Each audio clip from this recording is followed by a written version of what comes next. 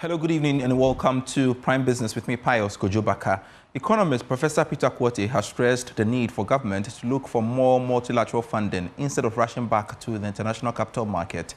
He said government's attempt to rush back to the capital market will further hurt the economy. He was speaking at his inaugural lecture at the Ghana Academy of Arts and Sciences. I want to sound this caution.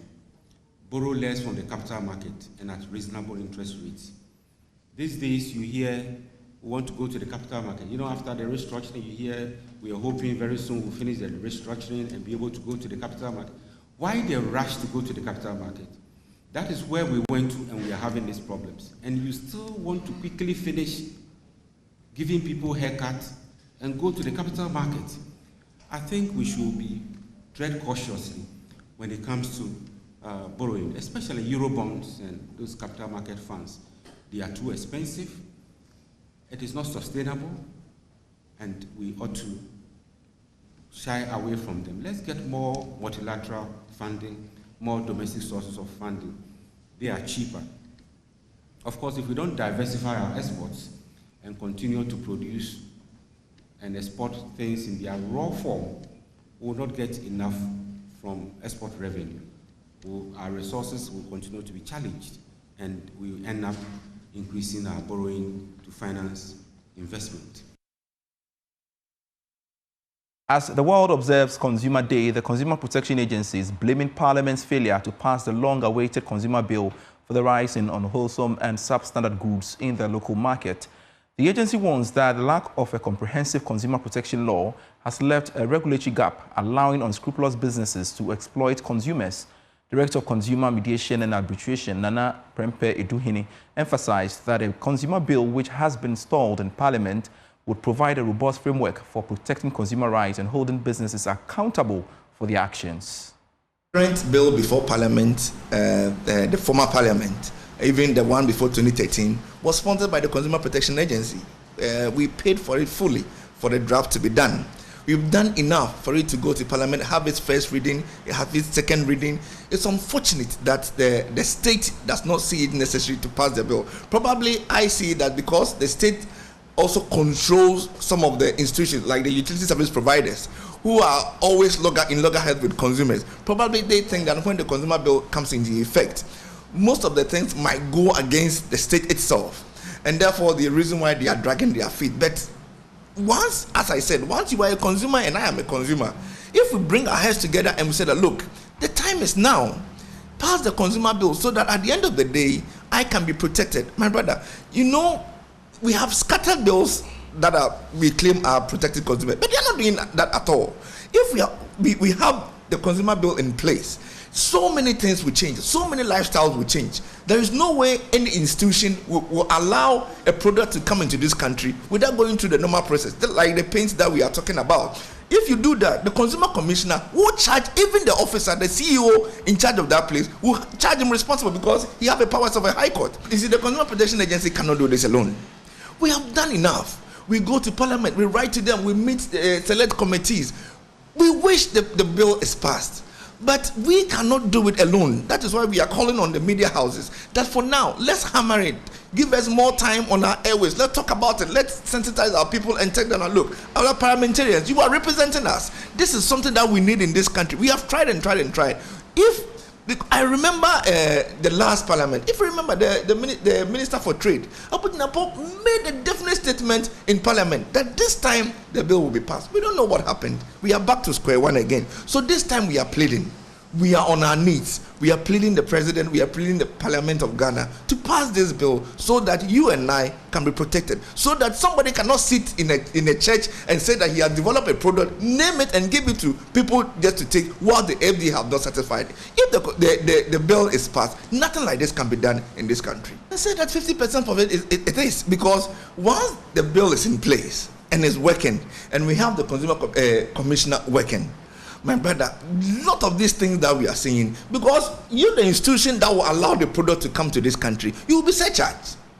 And therefore, everybody will sit up. Everybody will sit up. So it's one of the main reasons why we are having all this problem with our products and services. The government of Ghana and the Japanese government have signed a $13.4 million grant for the Tamale Power Stabilization Project. The project will see the construction of a new power transmission installations which will reduce power outages and minimize costs associated with the distribution of power in Tamale. And we've got more for you in the following report.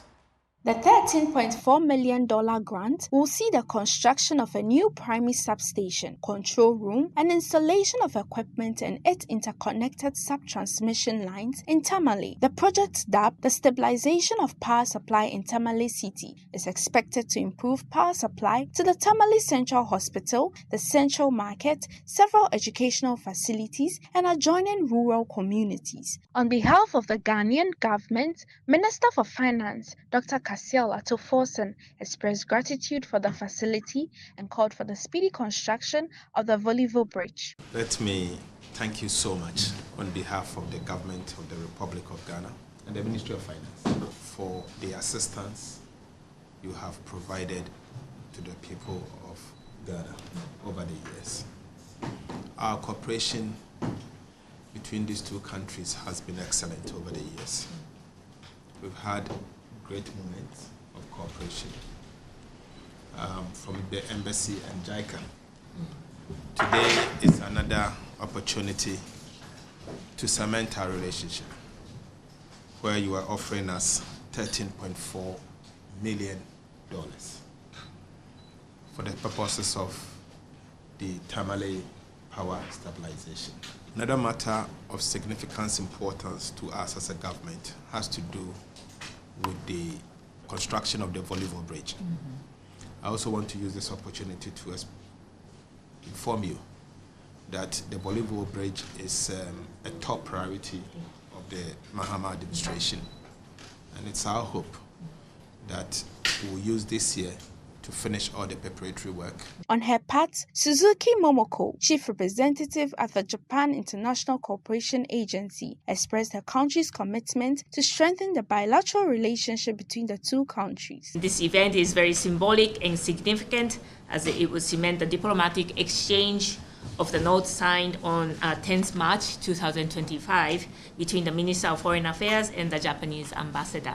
This is JICA's new development project following the Tema Motorway interchange, which was completed last month, and will be our second project with NEDCO in Tamale after the power distribution project in Tamale and Sunyani implemented and commissioned in 2015. The project, which is expected to be completed in 2 days, will minimize the power outages in Tamale and CO2 emissions from the power stations.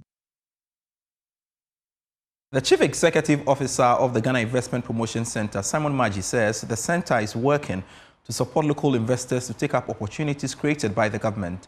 According to him, there are key measures put in place to fast-track operations in the center. Here's more. Special reception organized by the American Chamber of Commerce Ghana was to honor the new GIPC boss, Simon Maggi, for his exceptional service to AmCham for the last 16 years.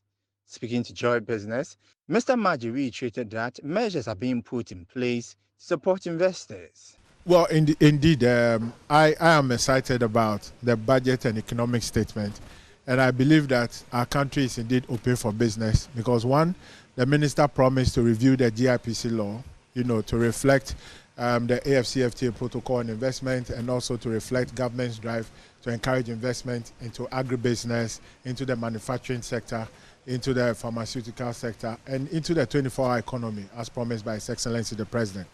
The minister has also pledged to rationalize the taxes. He spoke about having some expertise to deal with VAT, and that will help businesses a lot. So, in my opinion, the country is open for business. All sectors of the economy is open up for business. The President himself has pledged to lead the drive to bring in investment into the country. And most importantly, we at GIPC are also ready to help our local investors to take advantage of the opportunities that will be created.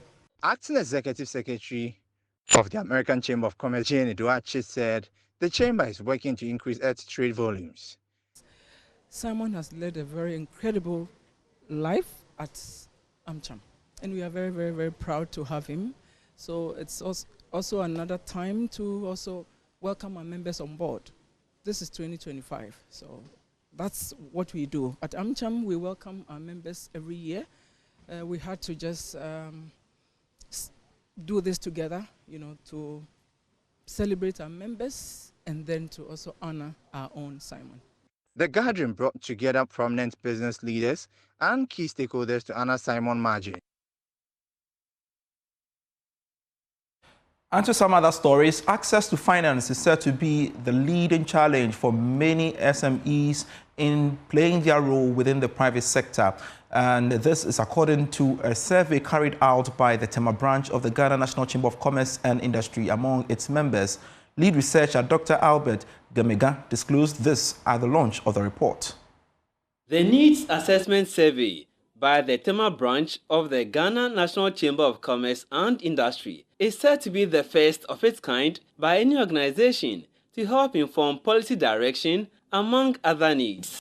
The survey revealed SMEs face numerous challenges, including access to finance, regulatory environment, access to market, technology to improve efficiency, among other issues.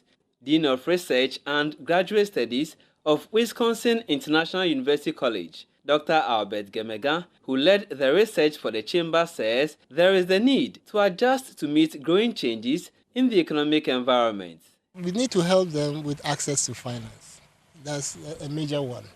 We also need to help them, navigate what is seemingly a complex regulatory environment. It's quite complex and opaque. When you look at what some of them complain about, some issues are very bureaucratic, very difficult. And most of them complain about tax issues, isn't it? Having to handle their taxes, properly and so on. They are discouraged. So we need to help them with, advice or maybe capacity building in those areas as well. And also how to reach, further markets, go beyond their existing markets and get into other areas where they can grow and become, stronger. Tema Regional Chair of the Ghana National Chamber of Commerce and Industry, Dr. Gideon Amenyedo, implored government to provide amenities such as roads. First thing is that Tema being the industrial hub, government needs to look at the roads. The roads are really, really bad. And for a place that can take you about 3 minutes, will take you hours. And that affects the staff, movement of goods here and there. That's number one. The second thing is the way of technology. Without technology, we will not be able to do so well. So if government can look at tax incentives for companies who are in that sphere, so that good companies can come in there, and also the regulator should step up and make sure that those who are not doing what needs to be done are punished. For SMEs, if you talk about taxes, they will say remove all of them. But government also needs, taxes to be able to run. We are talking about government constructing roads. They need funds. Meanwhile, Chief Executive Officer of Fanash Company Limited, Alhaji Nashiru Abacham, who took part in the event, is asking leadership of the chamber to ensure the research is put to good use. Despite our knowledge about the businesses we run, access to finance has always been a challenge. Our businesses can grow, and we will employ more hands to help reduce unemployment in the country. This research must be treated with the urgency it deserves. Tema branch of the Ghana National Chamber of Commerce and Industry is expected to engage government and other partners as a means to help address challenges of SMEs in the medium to long term. The Ghana Institution of Engineering has inducted 148 professional engineers at its 45th induction ceremony. Now, President of the institution, Engineer Kwabena Brimpong, at the induction ceremony urged the inductees to explore other areas and be more strategic in the operations. Report in this. Of Engineering inducted some 148 new members made up of 54 civil engineers, 20 mechanical and agri engineers, 23 chemical mining engineers, and 51 electrical and electronic engineers. Out of these number, 134 candidates participated in various professional engineering examinations held in October and November 2024, whilst 14 participated in a confirmation hearing in January 2025, making 148 professional engineers. Engineer Kobina Bimpon urged the new inductees to work and explore other areas to support their careers. Not to be part of the challenges or the problems, but a solution-oriented practitioner who brings relief, comfort, and make life worth living for our fellow countrymen and women. Furthermore, I encourage you all to engage actively in national discourse on infrastructure, development, and politics. Your voice is needed to influence policy and drive the strategic initiatives that will shape the future of our nation. Through active participation in the activities of GHI, and I must say something here, a lot of us think that this is just a rite of passage or a rite of passage. Get your license or get your stamp, and that is the end of your marriage with GHI. The Ghana Institution of Engineering also called on all engineering practitioners to actively participate in the activities of the institution, especially the upcoming engineering conference and annual general meeting scheduled to begin from 24th March through to 29th March 2025. I would want you to ensure that you actively participate in the activities of the Ghana Institution of Engineering, because in doing so, you have the opportunity to network with like-minded professionals. You exchange ideas and learn from those who have paved the way before you. Lifelong learning and professionalism are essential in the fast-paced and ever-evolving world of engineering. And therefore, I urge you to immerse yourself into exploring new ideas and exposing yourselves to new knowledge. Acting Chief Executive of Ghana Gas, Judith Ajoba Blay, is making a case for more women to be given opportunities in the oil and gas sector. According to her, this is critical in meeting sustainable development goals and support gender inclusivity in the sector. She made the call in a speech during the Downstream Women's Summit by the Chamber of Bulk Oil Distributors.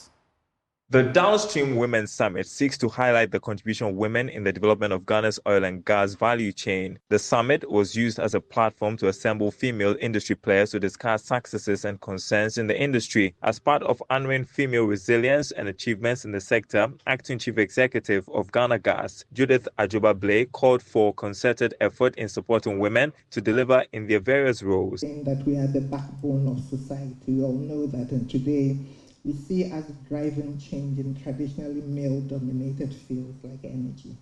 From engineers, policy makers, and business leaders, and field technicians, women are shaping the future of this our industry with expertise, vision, and determination.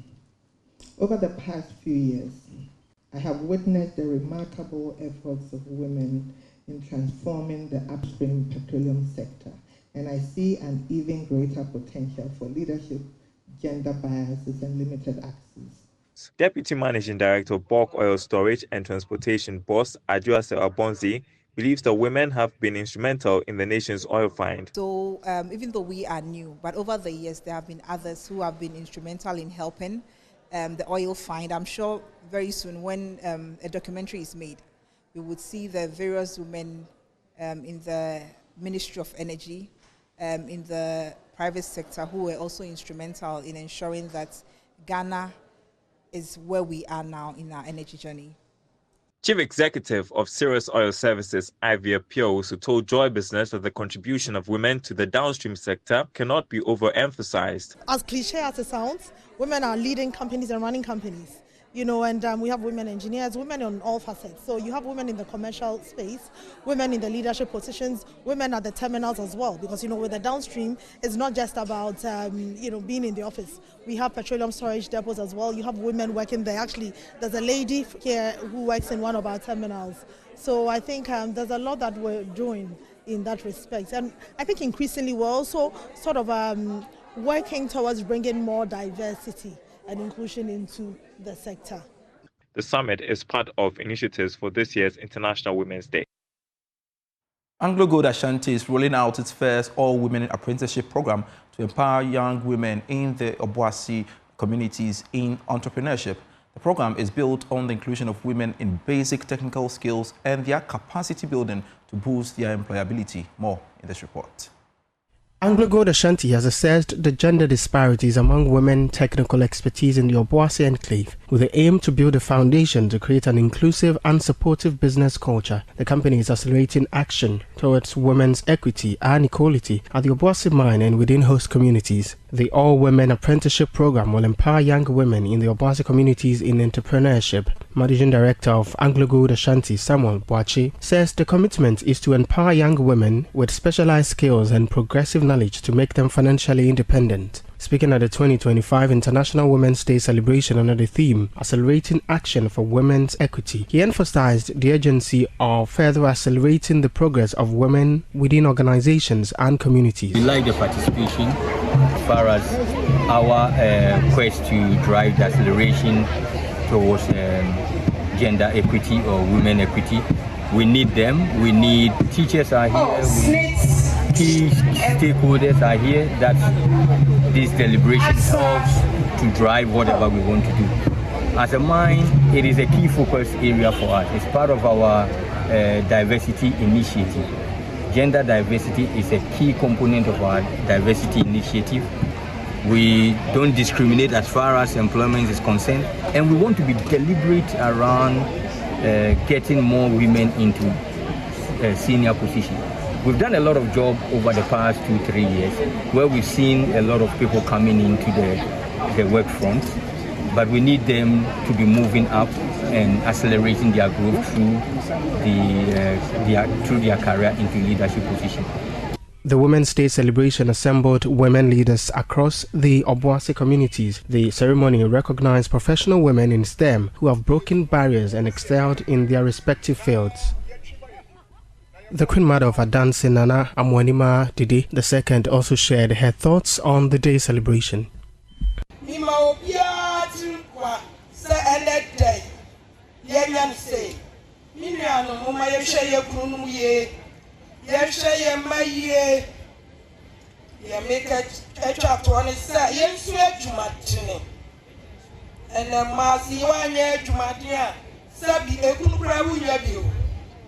For Joy News, my name is Clinton Yeboah. Back in the capital, lives and investments are said to be at stake at the China Fujian Fishing Ghana Limited at Esuchari in the Greater Accra region over incessant attacks from community members. Despite having engaged private security on the site and informing police about their safety, the situation is nothing to write home about. More in this report. China Fujian Fishing Ghana Limited has operated in the country for over a decade, running tilapia farm with about 2,000 kgs, producing estimated 15,000 tons of fish. The company also produces fish feed, about 40,000 tons annually, employing hundreds of youth in the Shai Osudoku district. Despite its economic importance, investment of the company as well as lives of the workers hang in the balance as miscreants continue to destroy their cages, which contain thousands of fish. Public Relations Officer for China Fujian Fishing Ghana Limited, Daniel Benin, appealed to security agencies to help avert looming danger. The problem that we are facing here is that there are a group of people which we don't know always attack this particular company. And we are pleading to all the securities in this country that they should come to this company aid. Because else, the Chinese people have a bad name in this country.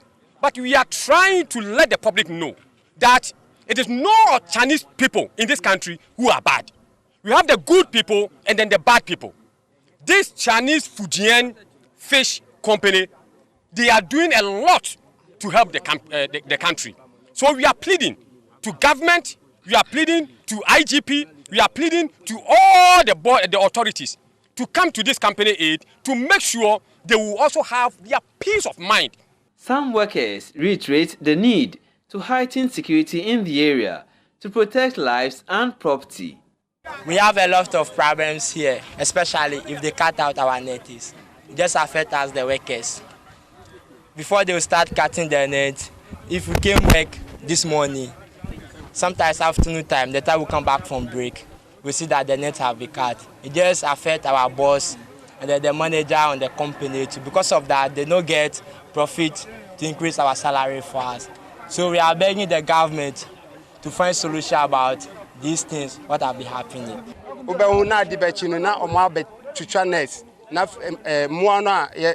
The company has fenced the area, but those behind the crime destroy the fence and cut the cages. This is really affecting the company, and it's coming at a cost. As a result, it's unable to improve our condition as workers. We are appealing to state authorities to help us address this challenge. Meanwhile, members of the family that is said to have released the area to the company have added their voice to the call in helping improve the security situation. China Fujian Fishing Ghana Limited says it will continue to operate within the remit of the law.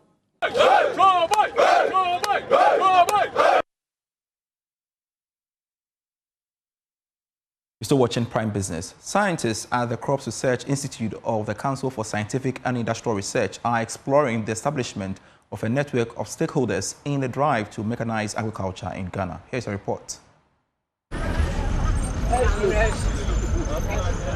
Along the busy stretch of the Bomso traffic light on the Kumasi-Accra Highway, hawkers chase after moving vehicles to sell their wares.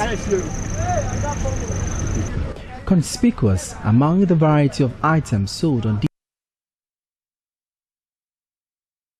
the use of conventional farming implements continued to be a bane to agriculture development in Ghana, presenting drudgery to farmers while shying away youth participation.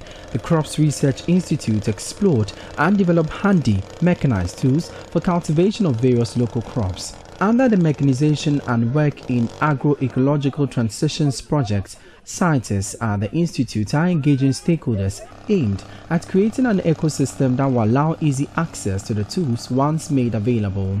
This is expected to boost local production and ease the fiscal burden on farmers.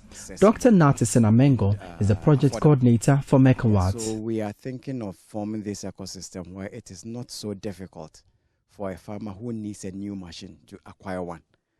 If you bring all of them on one platform, if somebody needs a machine, the person would call on the platform. Then we will link the person to a buyer. If the person needs repairs of the machine is already bought, we just would call on the platform. Then we will link the person to a repairer. So the idea is to find out how we can form this ecosystem and how we can manage it. Because we are looking forward to a bigger meeting where we will bring the broader stakeholders. But now we are just trying to see how well we can manage. So today's meeting is just more or less like a planning meeting. And that's it for Prime Business. I am Pius Kojo Baka. For more stories, feel free. Do log on to myjoyonline.com/business. Prime Source is next with Razak Musbao. Do have a lovely weekend.